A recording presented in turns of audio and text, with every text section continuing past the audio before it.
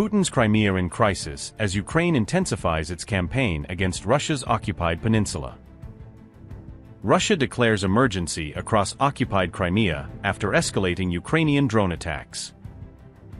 Kyiv's drone barrage pushes Crimea deeper into disruption as strikes target key logistics.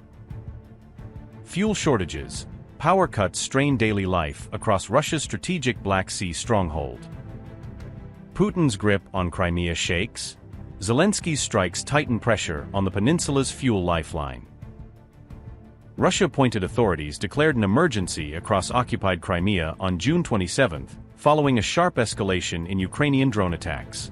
The move came after intensifying Ukrainian drone strikes targeted logistics hubs and military supply infrastructure across the occupied peninsula. Kyiv said the expanding campaign was retaliation for Russia's near-daily missile and drone barrages against Ukrainian cities.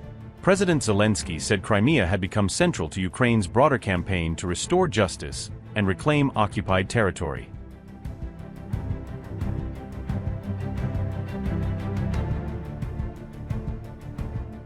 Ukrainian strikes have disrupted fuel depots, oil storage facilities, and key military supply routes across occupied Crimea. The attacks triggered fuel shortages and widespread power outages that affected multiple areas across the occupied peninsula. Sevastopol officials urged residents to reduce electricity consumption to help prevent overloads across the strained power grid. Crimea's occupation authorities also suspended fuel sales to private motorists as shortages continued to worsen across the region. Sevastopol also introduced restrictions affecting public transport, shops, cafes, and street lighting to conserve limited resources. Russia said its air defense systems intercepted approximately 660 Ukrainian drones during overnight attacks on June 27. Russia's defense ministry said one of the largest drone attack waves targeted Moscow, Crimea, and several other Russian regions. Meanwhile, Russian drone attacks killed civilians in Ukraine's Dnipropetrovsk and Sumy regions during the latest wave of strikes. Ukrainian officials said a strike on Nikopol killed 2 people and left more than a dozen others injured. Amid the escalation, Russia and Ukraine also completed another prisoner exchange on June 26 under an agreed swap process. According to multiple reports, the latest exchange resulted in the return of 160 captured soldiers to their respective countries. President Zelensky said the released Ukrainian servicemen had been held in Russian captivity since 2022 before their return. The war continues to spread beyond the front line as both sides increasingly target each other's logistics and critical infrastructure.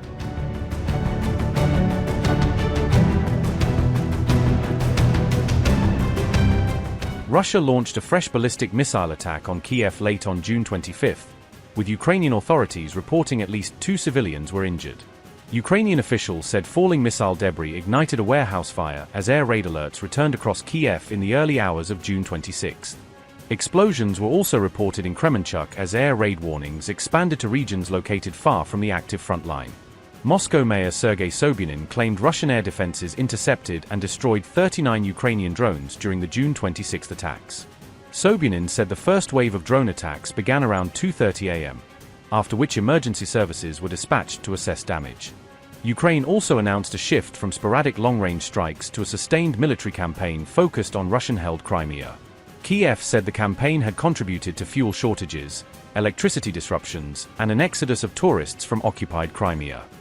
Meanwhile, Ukraine said its troops had raised the national flag over the Russian-held Kinburn Spit during a special operation. Kyiv said Russian troops remained present in the area, with fighting continuing despite the symbolic display of Ukrainian control. Officials said the Kinburn Spit remained strategically important because Russia uses it to threaten shipping routes serving Mykolaiv.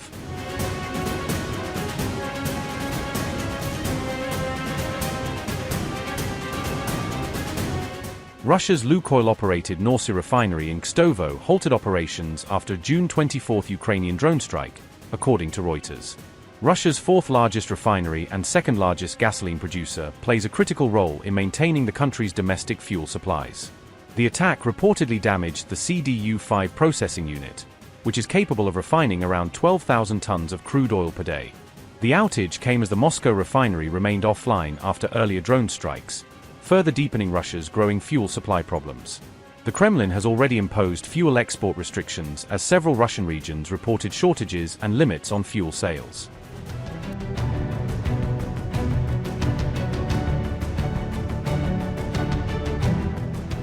Russia claimed it had uncovered what it described as Ukraine's alleged plan targeting the Zaporizhzhia nuclear power plant. Moscow accused Kyiv of using drone strikes to target personnel working at the Zaporizhzhia nuclear power plant. Rosatom's chief claimed Ukraine was attempting to exhaust the plant's workforce through repeated drone attacks on personnel. Alexei Likachev also claimed Ukraine intended to later blame Russia for any operational failures at the nuclear power plant. If we look at the past 24 hours, among the positive news, we can note that the 34th rotation at the Zaporizhzhia nuclear power plant took place. The 35th team of IAEA experts arrived at the plant yesterday, while around midnight the previous team left the site, crossed the Crimean bridge, and is now making its way back home. Despite significant drone activity, the rotation proceeded without incidents. The new IAEA representatives are now settling in, getting acquainted with the situation, and building informational links with Vienna and the agency's central headquarters. This is very important for us, as on July 10 further interagency consultations are scheduled, involving the Ministry of Defense, the Ministry of Foreign Affairs, the National Guard, the State Corporation Rosatom, and Rostekhnadzor. We are actively preparing for these consultations. We will discuss our concerns. We are well aware of the 7 IAEA safety pillars. We comply with them.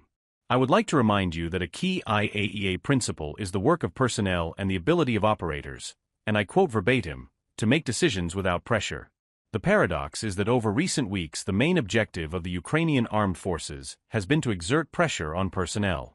These include strikes on the plant's infrastructure, including the turbine hall. We have spoken about this before. There are also strikes on the energy infrastructure of the city of Energodar. It is currently not on a stable power supply, and there are clear disruptions to both internet access and lighting in homes and streets. Of course, strikes continue against various elements of the nuclear power plant, not the reactor hall, but infrastructure where people also work, where operators are also present. In the past 24 hours, there was a strike on the design and engineering unit and the destruction of private vehicles, among other things. There are periodic strikes on the transport department and the destruction of official vehicles. A decision has been made, in order to reduce personnel movement in open areas through a more flexible staffing regime and shift-based work. Any personnel rotation has effectively turned into a special operation. We are doing everything to protect and preserve people. But the objective is clear, to exhaust the workforce, lead them into making mistakes, and then blame everyone, both the plant staff and us, for possible negative consequences. We support our workers. We support all residents of Energodar. We welcome these negotiations. We welcome the emphasis on the role of the IAEA in addressing the Iranian nuclear issue and nuclear program. We continue to confirm our readiness to resolve any technological challenge related to highly enriched uranium. Whether it is its dilution, reduction of enrichment, its removal and compensation of costs in kind or in monetary form, or some systemic solution involving several countries depending on the outcome of negotiations. At the same time, seeing some positive movement forward, or more modestly, the absence of negative dynamics in the Middle East conflict, I have recently approved a plan to restore staffing levels at our construction site at the Bushehr nuclear power plant. As is known, only about 20 Russian specialists remain there. If the situation does not worsen, in the coming weeks we will begin restoring our personnel at the direct site in Bushehr.